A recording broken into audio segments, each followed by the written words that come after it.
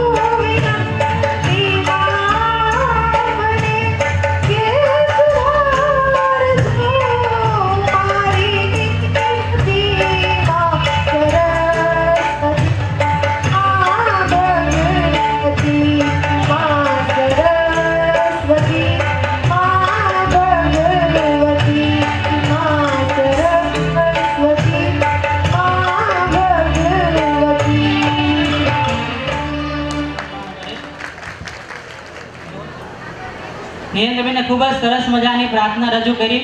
આપણે પણ ઈશ્વરને પ્રાર્થના કરી કે હે જગતપતિ શ્રી કૃષ્ણ ભગવાન, આ અમારો કાર્યક્રમ સુખદ અને સારી રીતે સંપૂર્ણ પૂર્ણ થાય એવી અમારી ઉપર કૃપા કરજે. સર્વે આમંત્રિત મહેમાનોનું અહીંયાથી હાર્દિક સ્વાગત કરું છું. બધા આમંત્રિત મહેમાનોને તેમજ જ્ઞામજનોને વિનંતી કે પાછળ જે ઊભા છે પોતાનું સ્થાન ગ્રહણ કરે.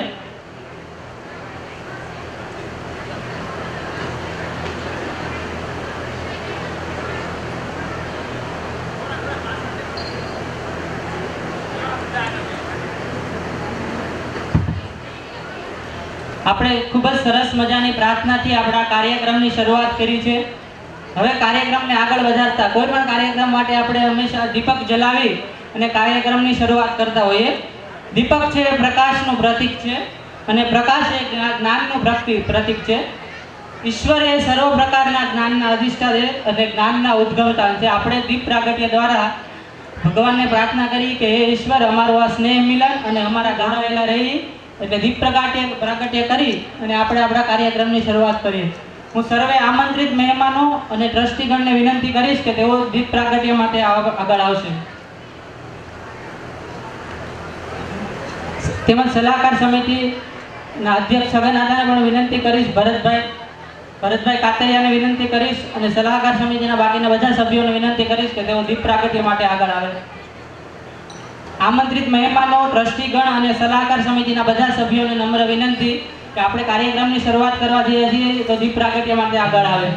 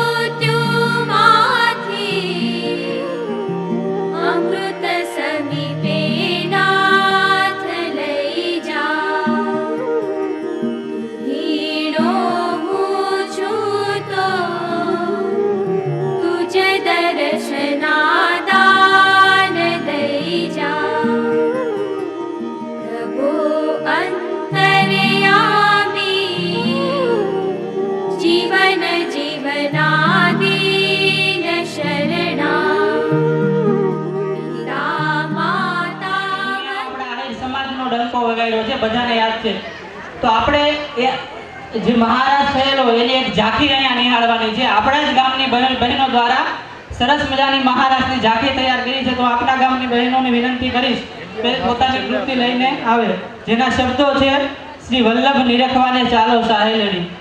તમામ બહેનોને વિનંતી છે કે પોતાની કૃતિ રજૂ કરવા માટે સ્ટેજ પર પધારે.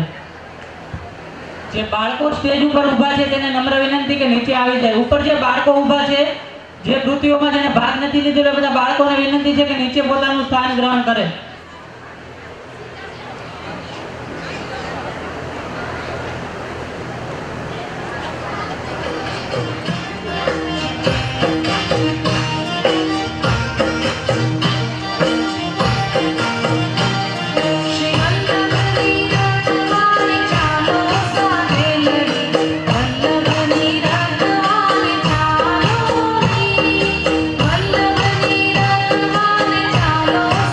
Hallelujah.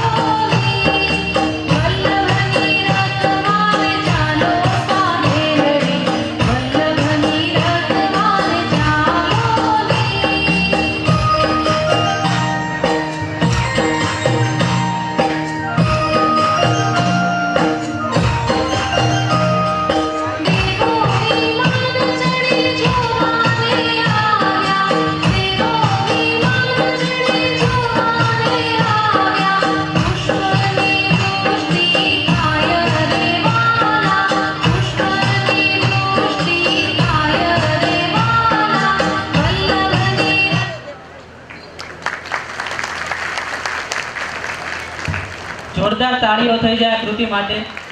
શ્રી ચંદ્ર ગોવિંદદાસ પ્રભુજી ઇસ્કોન મંદિર સુરતથી જેઓ આપણી વચ્ચે ઉપસ્થિત થયા છે, પ્રભુજી વિશે કહેવું હોય તો એટલું ચોક્કસ કહી શકાય કે યુવાઓને સાચી દિશા બતાવવામાં આજના સમયની અંદર જેમનું ખૂબ મોટું યોગદાન છે. હમણાં જ આપણે તુફિયા દરબાર રોડ પાસે સરસ મજાની ભાગવત કથાનું રસપાન જેમણે કરાવ્યું છે, કંઈક વિશેષ જ્ઞાન જેમણે આપ્યું છે અને એક પરિવર્તનની સાચી જે જરૂરિયાત છે એ જ જરૂરિયાત પોતાના સત્ય વચનથી જેવો કહેવા માટે ખૂબ જ પ્રખ્યાત છે એવા આદરણીય શ્રી ચંદ્ર ગોવિંદદાસ પ્રભુજી અને અમારા સમગ્ર ગ્રામ માંડળ પરિવાર વતી સત નમન અને સત પ્રણામ. આપણે બધા જોરદાર તાળીઓના નાદથી આપણી વચ્ચે ઉપસ્થિત એવા પ્રભુજી શ્રી આપણે એમની હાજરી બિરદાવી અને પોતાના સ્થાન ઉપર ઊભા થઈ અને તેમને તાળીઓના નાદથી એમને આપણે વચવી લેશું. હરે કૃષ્ણ હરે રામ, હરે કૃષ્ણ હરે રામ. માંડળ સેવા ફાઉન્ડેશનના ટ્રસ્ટીઓ તથા સલાહકાર સમિતિને હું નમ્ર વિનંતી કરીશ કે તેઓ સ્ટેજ ઉપર જઈ અને આપણે પ્રભુજીનું સન્માન કરવાનું છે. સમિતિ સ્ટેજ પર આવી અને પ્રભુજીનું સન્માન કરે. નનુભાઈ અડિયા, નનુભાઈ બલદાણિયા, નાગજીભાઈ કલસરિયા, હરેશભાઈ નકુમ, ભદ્રેશભાઈ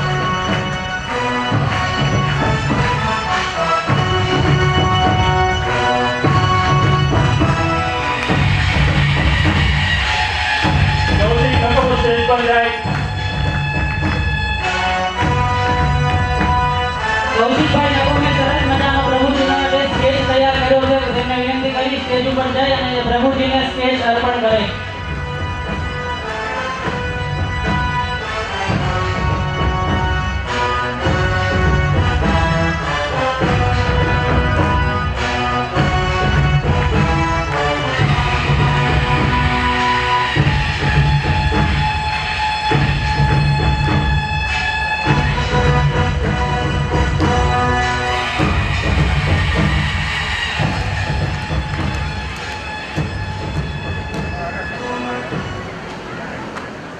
મોહનભાઈ શિક્ષક, ભરતભાઈ વચુભાઈ કલસરિયા શિક્ષક પોતાનું સ્ટેજ ઉપર આવી પોતાનું સ્થાન ગ્રહણ કરે.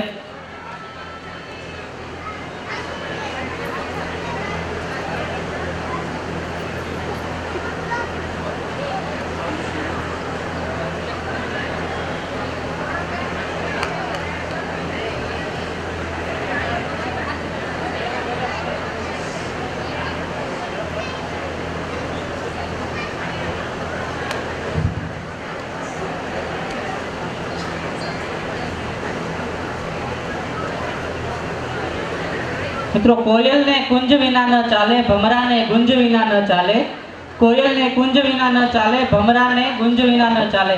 તમે તો અમારા એવા સ્નેહીજનો છો, તમે તો અમારા એવા સ્નેહીજનો છો કે અમને તમારા સ્વાગત વિના ન ચાલે.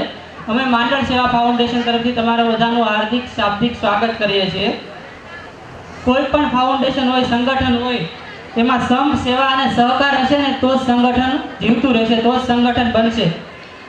સંપ, સેવા અને સહકાર. ત્યારબાદ હું સ્વાગત સ્પીચ માટે આપણા માંડળ સેવા સમિતિના પ્રમુખ શ્રી શૈલેષભાઈ મકવાણાને વિનંતી કરીશ કે તેઓ સર્વે મહેમાનોનું શાબ્દિક સ્વાગત કરશે. શ્રી શૈલેષભાઈ બી મકવાણા.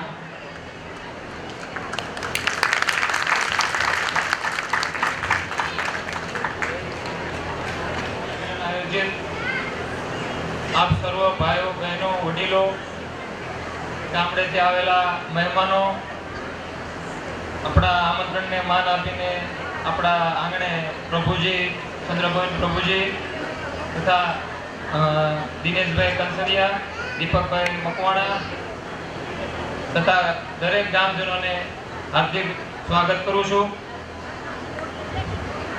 માંડળ ગામની કીર્તિ વધારનાર એવા તમામ ભાઈઓ અને બહેનોને આજે મંચ પરથી દિલથી સ્વાગત કરું છું તથા તમામ કાર્યકર્તા અને સ્વયંસેવકોનું હું હાર્દિક સ્વાગત કરું છું. આપ સર્વો મારી વિનંતી છે કે આપણા દરેક સભ્યો આપણો કાર્યક્રમ 7 વાગ્યા સુધી ચાલવાનો છે, તો શાંતિથી કાર્યક્રમને નિહાળજો.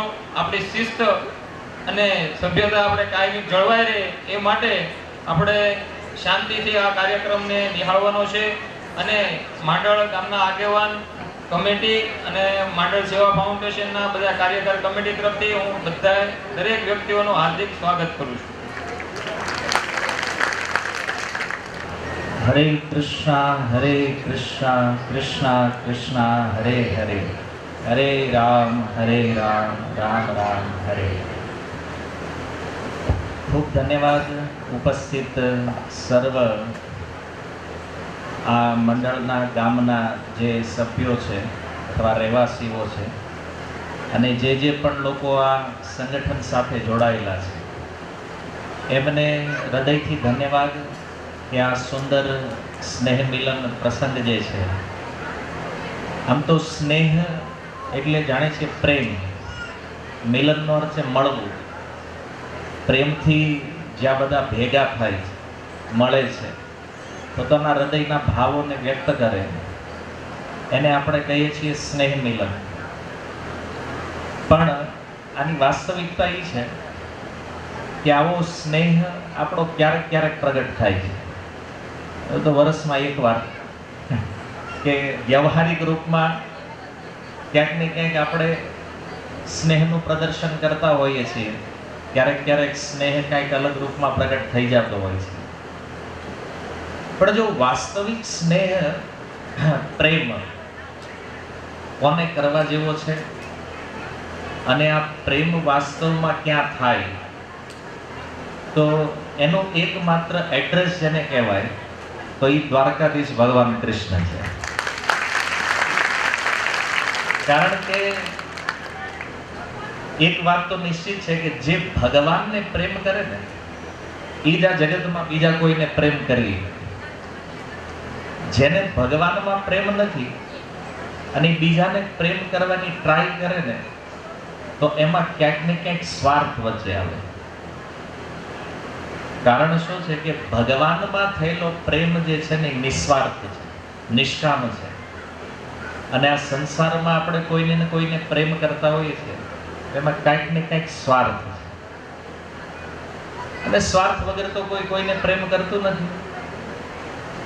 કારણ કે જો ભગવાનમાં પ્રેમનો અભ્યાસ હોય તો ભગવાન આ જગતનું મૂળ છે. એટલે એને જો પ્રેમ કરતા આવડે ને તો આ જગતમાં આપણે બધાને પ્રેમ કરતા શીખી જાય. અને જેને બધામાં પ્રેમ હોય એને કોઈની સાથે શત્રુતા ન હોય, કોઈની સાથે વેર નથી. એ બધા માટે એનો સ્નેહ રહે છે. પણ આ ક્યારે થાય? જ્યારે આધ્યાત્મિક પ્લેટફોર્મ હોય તો. એટલા માટે જો ભગવદ્ ગીતાની અંદર સુંદર વાત ભગવાન કૃષ્ણ કહે છે કે મન મના ભવ મદ ભક્તો મધ્યાજી મામ નમસ્કુરુ. હે અર્જુન, મન મના, તારું મન જે છે ને એ મને અર્પિત કરે. ભવ મદ ભક્ત, તું મારો ભક્ત બન. મધ્યાજી મામ નમસ્કુરુ, તું મને નમસ્કાર કર, મારી પૂજા કર. તો આ કરવાથી આપણને શું ફાયદો થાય? જો આજે આપણે જોઈ રહ્યા છીએ કે સામાજિક લેવલ ઉપર ચિંતા, સમસ્યા આ બધું વધતું જાય છે. કંઈક સમાજમાં ઓછું છે, કંઈક વધારે છે, પણ દૂષણ તો બધી જગ્યાએ એન્ટ્રી લઈ રહ્યું છે. તો આને રોકવા માટે ઘણા બધા પ્રયાસો ચાલે છે. ઘણી બધી સંસ્થાઓ બની, ઘણી એવી ટીમ બની, ઘણા એવા અભિયાનો ચાલ્યા કે જ્યાંથી આપણે વ્યસનોને રોકવાની ટ્રાય કરી, સામાજિક દૂષણોને રોકવાની ટ્રાય કરી. પણ આ બધું ઓછું થવાને બદલે વધતું જાય છે. અને આ બધા લોકો ચિંતામાં છે. તમે જુઓ, આવવાવાળી પેઢીની ચિંતા બધાને છે કે આ બાળકો શું કરશે. છે ને આજે સૌથી મોટી ચિંતા છે ડ્રગ્સનું વ્યસન, દારૂનું વ્યસન, વ્યભિચાર, માંસાહાર. આ બધું દિન પ્રતિદિન જે વધી રહ્યું છે સમાજની અંદર.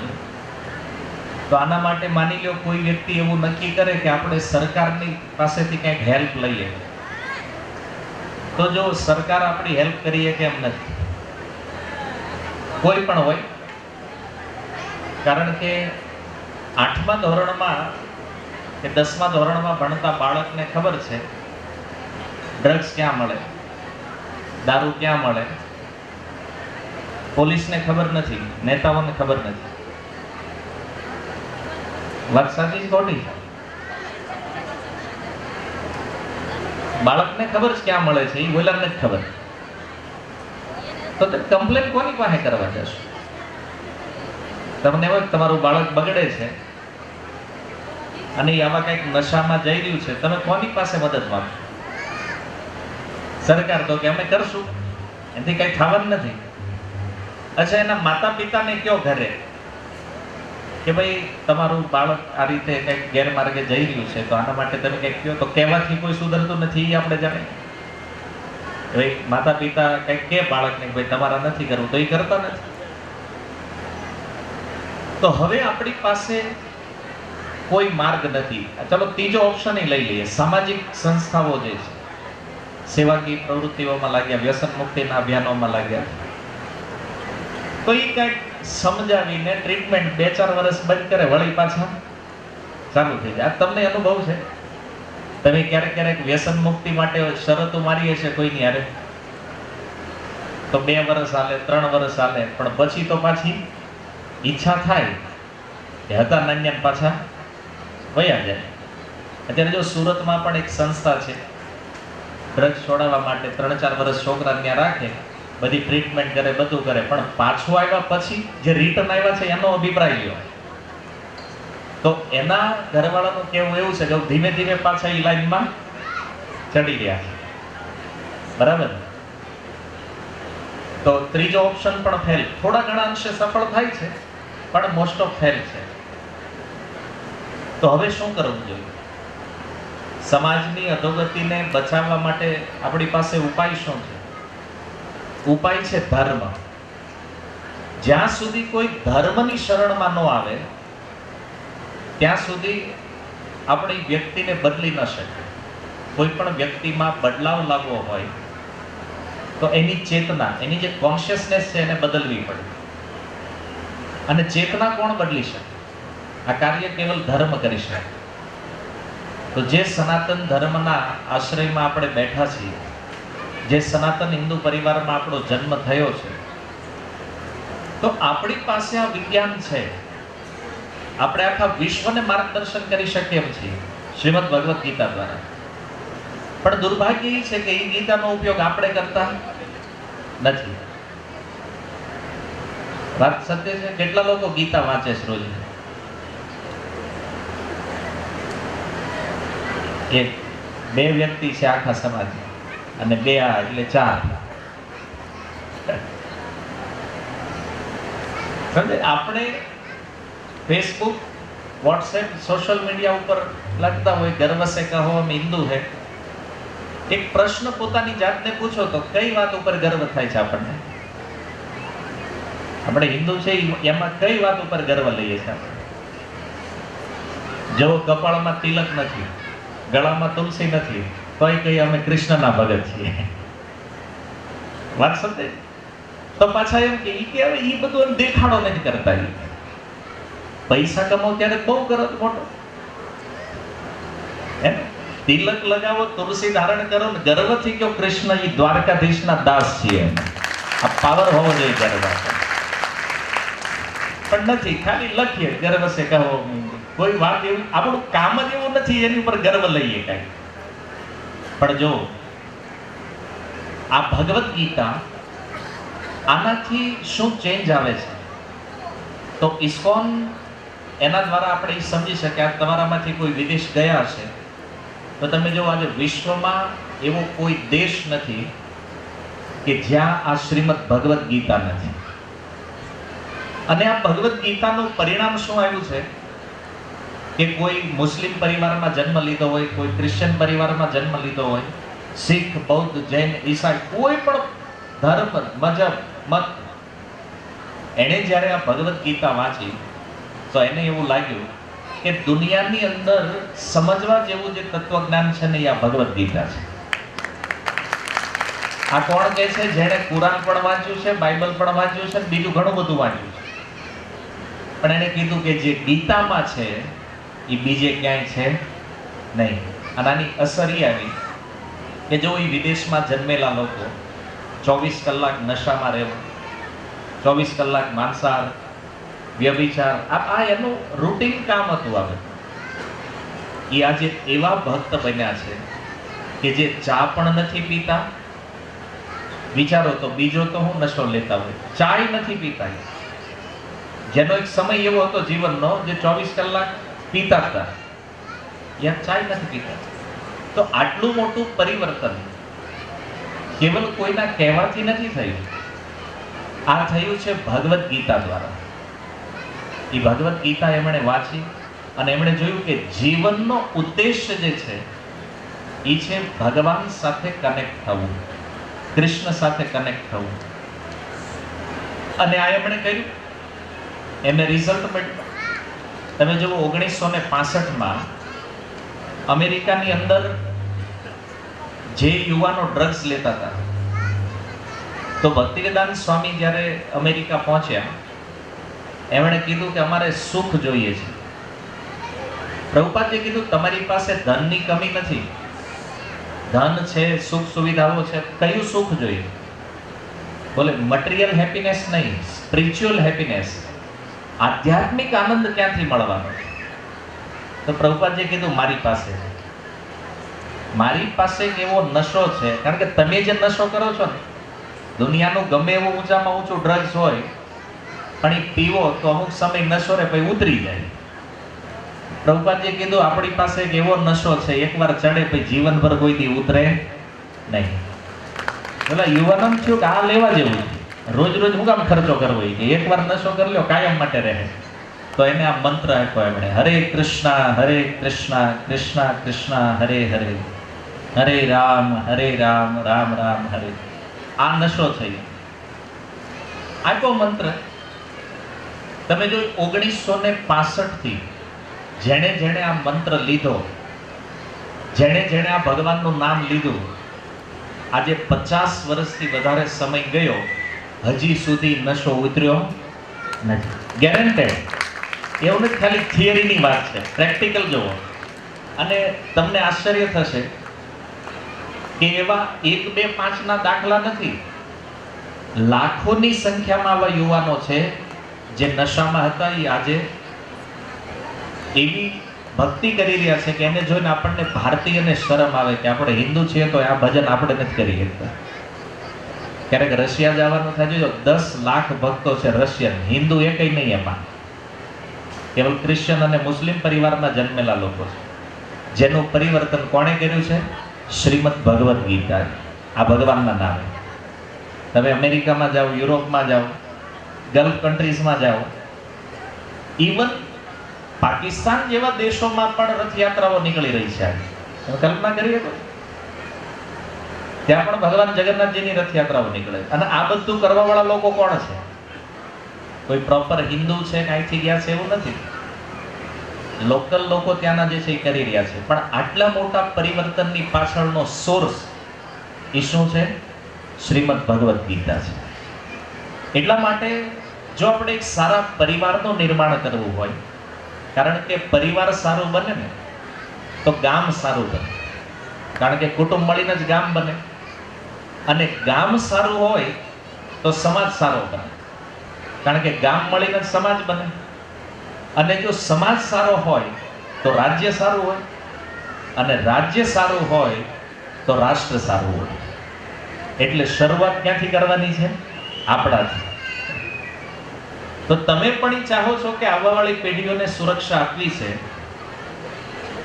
એક કામ પહેલું એ કરો, બધા જે લોકો માને છે કે અમે સનાતની હિન્દુ છીએ, પહેલા ઘરે 4 ગ્રંથ રાખો: શ્રીમદ ભગવદ્ ગીતા, શ્રીમદ ભાગવત, રામાયણ અને મહાભારત.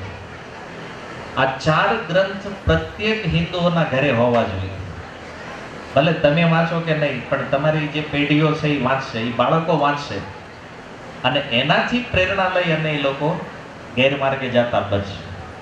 જો સુધાર અહીંયાથી થવાનો મૂળમાંથી, પછી ઘણી વાર આપણે એમ કે ના બધું એમ જ હાલે છે, એ કે હાકો તો ભાઈ હાકો, આવું જ હાલવાનું છે. પણ જો વાસ્તવમાં સમાજને કે રાષ્ટ્રને મજબૂત અને તંદુરસ્ત બનાવવો હોય, શારીરિક રીતે પણ માનસિક રીતે પણ, તો ધર્મ વગર આ થવાનું નથી. ધર્મ મૂળ છે.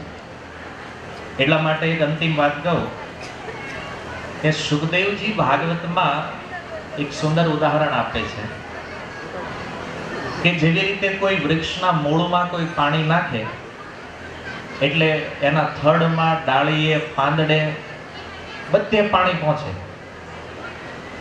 એવી રીતે કોઈ વ્યક્તિ જો આખા સંસારને સુખી કરવા માંગે છે, આખા સંસારને પ્રસન્ન કરવા માંગે છે, તો એણે કેવલ એક વ્યક્તિને પ્રસન્ન કરવા જોઈએ. આ ભાગવતની વાત છે. કોણ કહે છે? સુખદેવજી. આની વ્યક્તિ કોણ છે? બોલે દ્વારિકાધીશ ભગવાન કૃષ્ણ છે. એને પ્રસન્ન કર્યો એટલે આખું જગત પ્રસન્ન.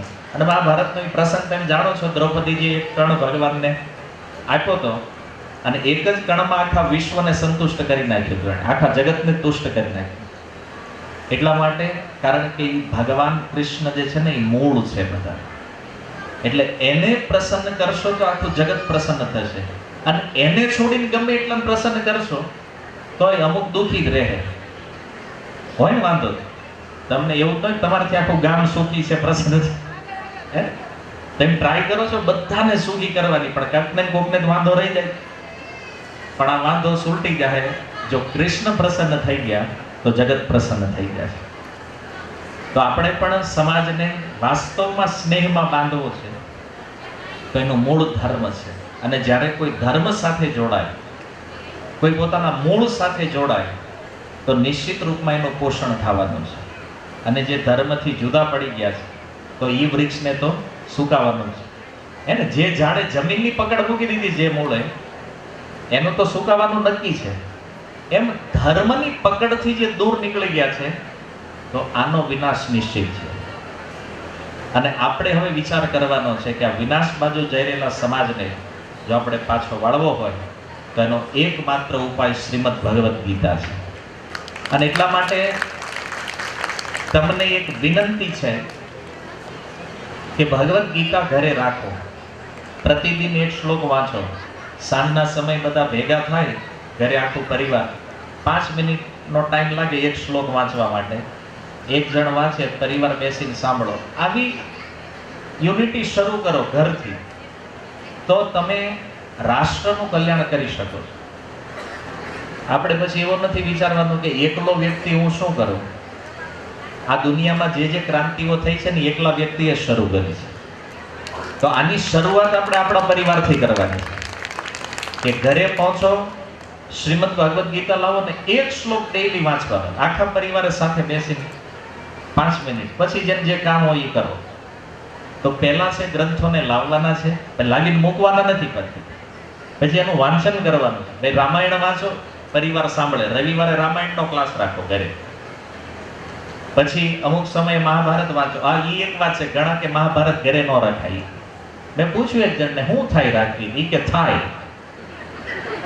મહાભારત ઘરે રાખવી શું થાય? તો આ ઘરે નથી તોય તમને નથી લાગતું મહાભારત જ હાલે? એટલે એવો કોઈ રૂલ્સ નથી શાસ્ત્રમાં. આવું તમને કોઈ મગજમાં નાખ્યું હોય તો કહી દઉં કે મહાભારત ઘરે ન રખાય કે એને ન વચાય, આવો કોઈ નિયમ છે નહીં. અને આવું કોઈ કહેતું હોય તમને ઉલ્લુ બનાવે છે. વાત સમજે? મહાભારત ઘરે રાખવી ને તો મહાભારત નહીં થાય. નિયમ આ છે. એટલા માટે કોઈ પૂર્વ ગ્રંથિ રાખ્યા વગર આવા દિવ્ય ગ્રંથોને ઘરે રાખો. પરિવાર સાથે મળીને એની ચર્ચા કરો, ડિસ્કશન કરો. અને રવિવારનો એક નિયમ બનાવો કે હર રવિવારે આપણે પરિવાર સાથે કોઈને કોઈ મંદિરની મુલાકાત લેવાની. ભલે કલાક, અડધી કલાક, જેવો સમય. તમે ફરવા લઈ જાઓ છો ને મારી ફેમિલીને, કે ગાર્ડનમાં લઈ જાઓ, થિયેટરમાં લઈ જાઓ, એના કરતાં બેટર છે નજીકમાં કોઈ રાધા કૃષ્ણ, સીતારામ, લક્ષ્મીનારાયણ કોઈ પણ મંદિર હોય, શિવજીનું મંદિર છે, મંદિરની વિઝિટ કરો. બાળકો સાથે કોઈ ગૌશાળાની વિઝિટ કરો. તો ધીરે ધીરે આપણે આ સનાતન સંસ્કૃતિ બાજુ પાછા વળશું. પરિવારનું પોષણ આમાંથી થવાનું છે. થિયેટરો પોષણ નથી કરવાના, યાદ રાખજો. રેસ્ટોરન્ટ પોષણ નથી કરવાના. આ વેની શરૂઆત કરો અને તમને જોઈ તમારા પાડોશી આ કરશે. કારણ કે હારું તો બધાને ગમે છે. તો આની જો નકલ ચાલુ થઈ, આની કોપી જો શરૂ થઈ ગઈ તો નિશ્ચિત રૂપમાં આપણું સનાતન ધર્મનું મિશન સફળ થશે. હરે કૃષ્ણ. હરે કૃષ્ણ કૃષ્ણ કૃષ્ણ હરે હરે, હરે રામ રામ રામ હરે. ધન્યવાદ. હરે કૃષ્ણ.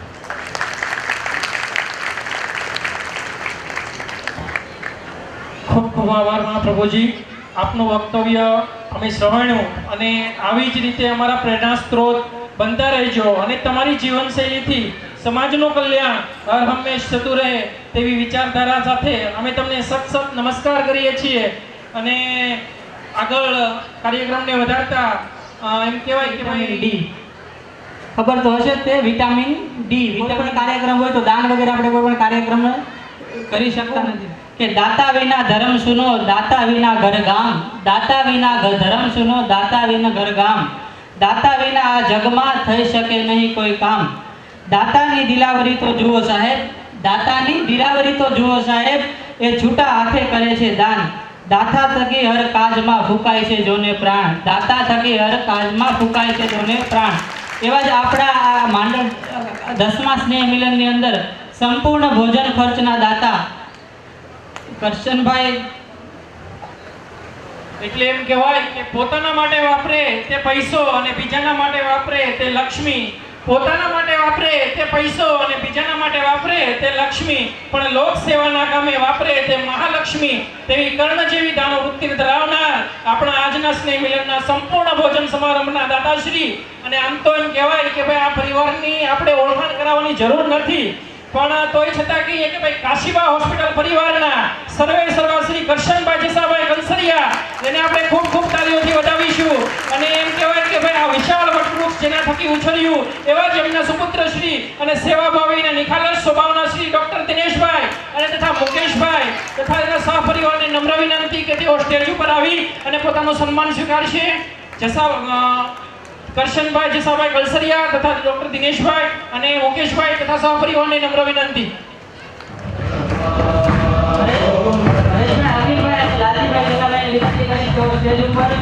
દાતાના સન્માનમાં જોડાશે.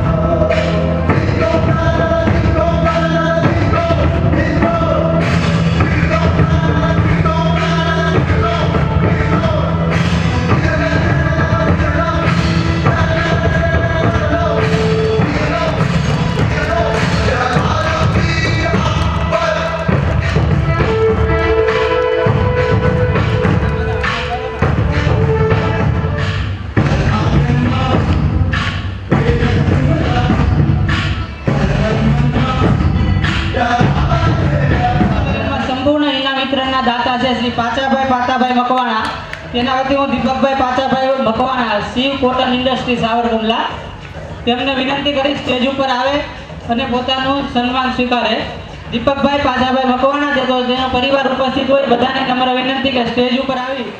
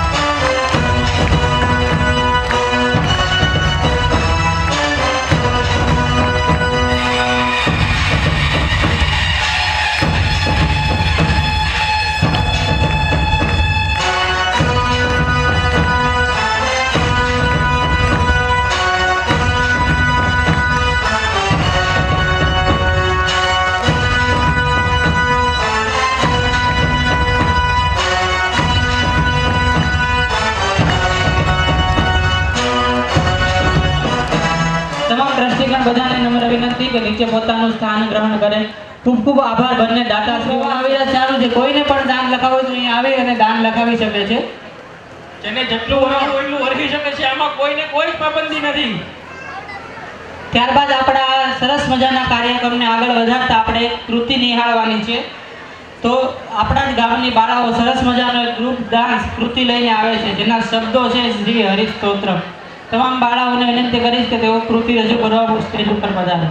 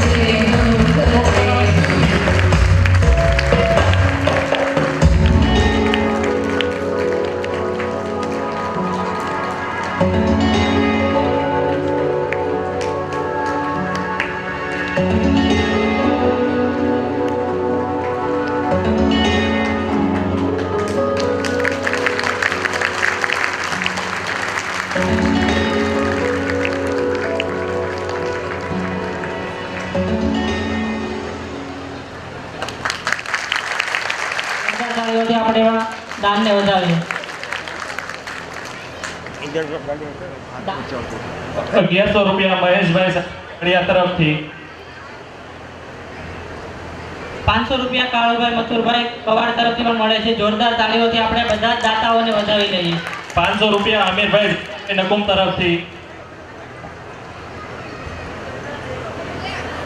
સરસ મજાની કૃતિ બાદ આપણે આગળ વધીએ.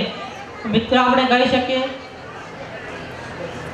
આપણી વચ્ચેથી ચંદ્ર ગોવિંદાસ પ્રભુજી વિદાય લઈ રહ્યા છે. જોરદાર તાળીઓથી આપણે એને વિદાય લઈએ અને આપણને હંમેશા સારા પ્રસંગોમાં હાજરી આપતા રહે એવી આપણે એને પ્રાર્થના કરીએ છીએ. જોરદાર તાળીઓ વડે આપણે તેમને વિદાય આપીશું. મોહનભાઈ, એક તંદુરસ્ત અને સશક્ત સમાજનું નિર્માણ ત્યારે જ થઈ શકે કે જ્યારે સમાજ આર્થિક અને શૈક્ષણિક બંને રીતે આગળ વધે. આપણો સમાજ, આપણું માંડળ ગામ ધીમે ધીમે આર્થિક રીતે તો આગળ વધી જ રહ્યું છે, સાથે સાથે હવે શૈક્ષણિક રીતે પણ આપણો સમાજ અને આપણું ગામ ખૂબ જ આગળ વધી રહ્યું છે. તે માટે આપણે વિશેષ સન્માન માટે બોલાવવાના છે એવા 5 લોકો કે જે ગવર્મેન્ટ સર્વિસમાં ક્લાસ 1 અને ક્લાસ 2 ની પોસ્ટ ઉપર છે, તેવાનું આપણે વિશેષ સન્માન કરવું છે કે જે બતાવે છે કે આપણું ગામ પણ હવે પાછળ નથી રહ્યું અને શૈક્ષણિક રીતે પણ ખૂબ જ આગળ વધી રહ્યું છે. સન્માન દોર આગળ વધારતા આપણા ગામનું ગૌરવ કહી શકાય. આમ તો આપણા ગામના પ્રથમ ક્લાસ 1 અધિકારી છે. પહેલા તો જોરદાર તાળીઓથી આપણે એને વધાવીએ. બીજી વાત આપણા ગામના પ્રથમ ક્લાસ 1 અધિકારી તરીકે રોડ અને બિલ્ડિંગ ડિપાર્ટમેન્ટ જેની નિમણૂક થઈ છે એવા દર્શકભાઈ દિનેશભાઈ હડિયાને હું સ્ટેજ ઉપર આમંત્રિત કરીશ કે પોતે તેનું સન્માન સ્વીકારવા માટે સ્ટેજ ઉપર પધારે.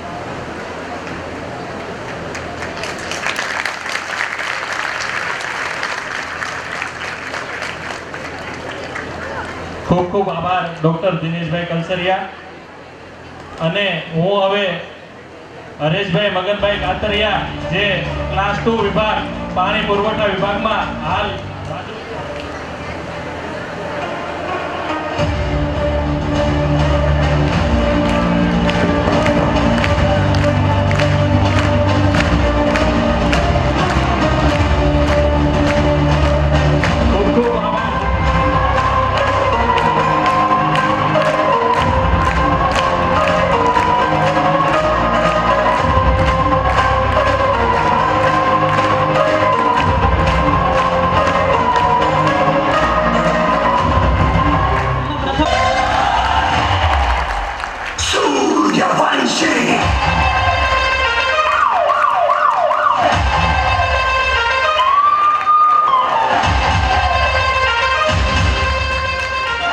ખૂબ ખૂબ આભાર ડોક્ટર પ્રવીણભાઈ નકુમ અને હાર્દિકભાઈ હડિયા.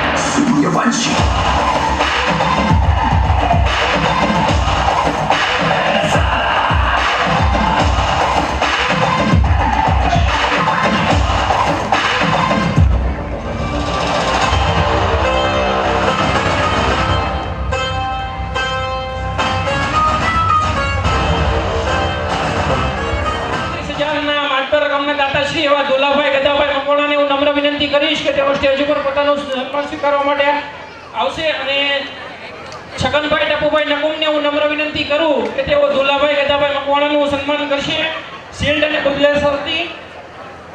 Hello hello hello.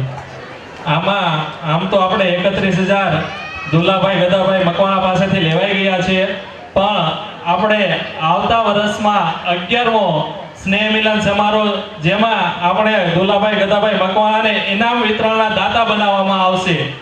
તો આપણે બધા એમને તાળીઓના ગડગડાટથી વધાવી લેશું. દુલાભાઈ ગદાભાઈ મકવાણા ને આ વખતે તેમનું દાન 31,000 આપેલ છે.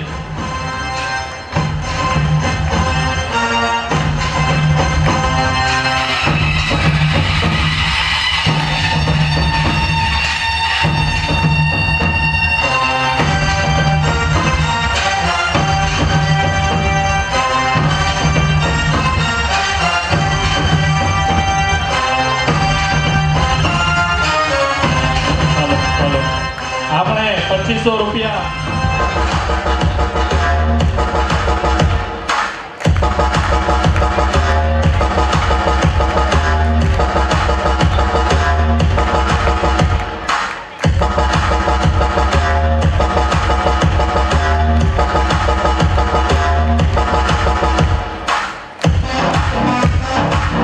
હું સગનભાઈને કહીશ.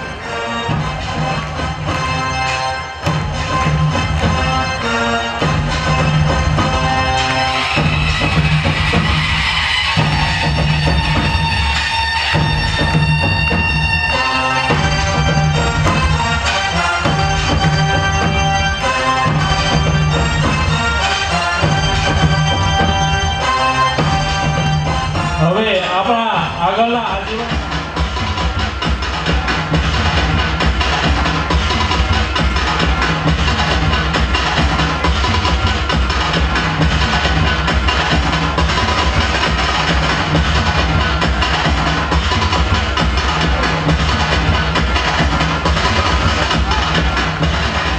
હવે આપણા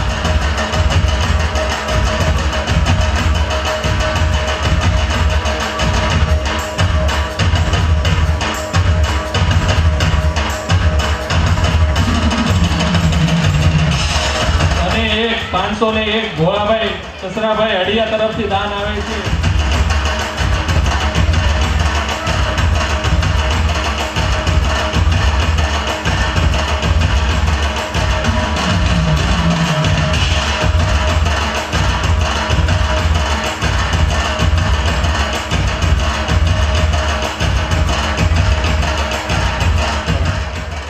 હું આનંદભાઈ પૂનાભાઈ ને કહીશ કે તેઓ સ્ટેજ ઉપર પોતાનું સ્થાન